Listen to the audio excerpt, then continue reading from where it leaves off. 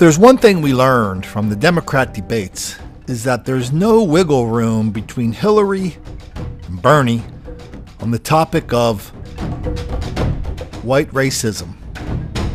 They both agree that black people are relentless victims of relentless white racism all the time, everywhere. That explains everything, especially why cops are always picking on black people for no reason whatsoever.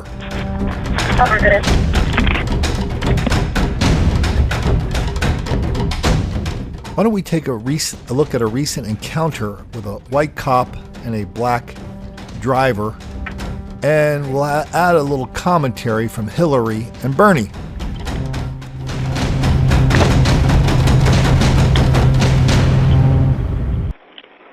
What's up, man?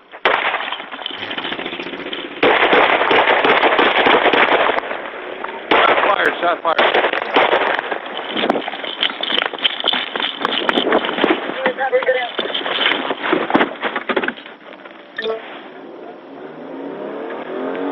The white Ford Taurus going south on Hubbard.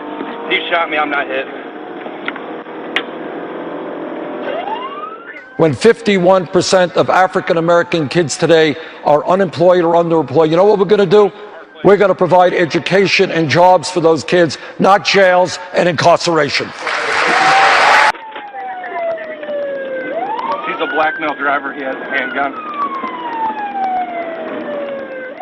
Being a white person in the United States of America, What, I'm Helen Montgomery. I know that I've never had the experience that so many of the people in this audience have had. And I think it's incumbent upon me, and what I've been trying to talk about during this campaign, is to urge white people to think about what it is like to have the talk with your kids, scared that your sons or daughters even could get in trouble for no good reason whatsoever, like Sandra Bland, and end up dead in a jail in Texas.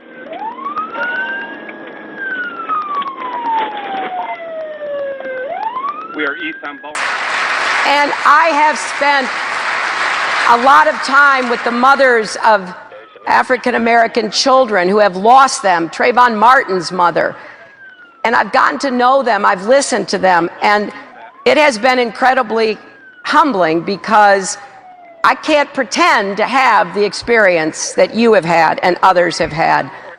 But I will do everything that I possibly can to not only do the best to understand and to empathize, but to tear down the barriers of systemic racism that are in the criminal justice system, in the employment system, in the education and healthcare system.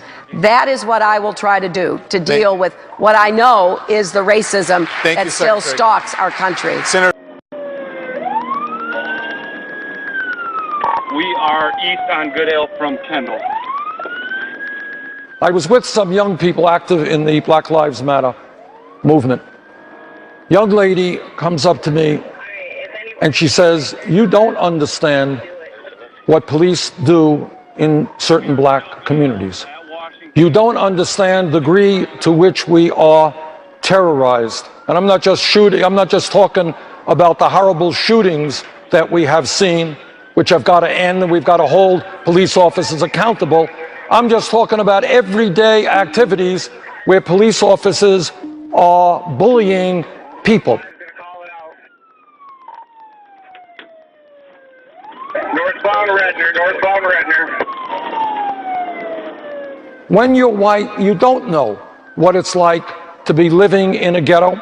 You don't know what it's like to be poor. You don't know what it's like to be hassled when you walk down the street or you get dragged out of a car. And I believe that as a nation in the year 2016, we must be firm in making it clear.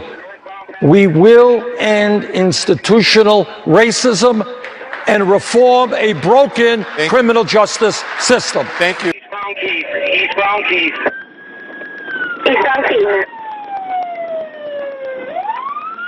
Take over. When we talk about a criminal justice system, I would hope that we can all agree that we are sick and tired of seeing videos on television of unarmed people, often African Americans, shot by police officers. I want to see an America where when young black men walk down the street, they will not be harassed by police officers. African American parents shouldn't have to worry that their children will be harassed, humiliated, even shot because of the color of their skin. Man, with all those ideas, with all that speechifying, all that talk about ending the relentless victimization of black people at the hands of violent white racists, I can't believe they forgot the most important advice, the most important plan, the most important words of all.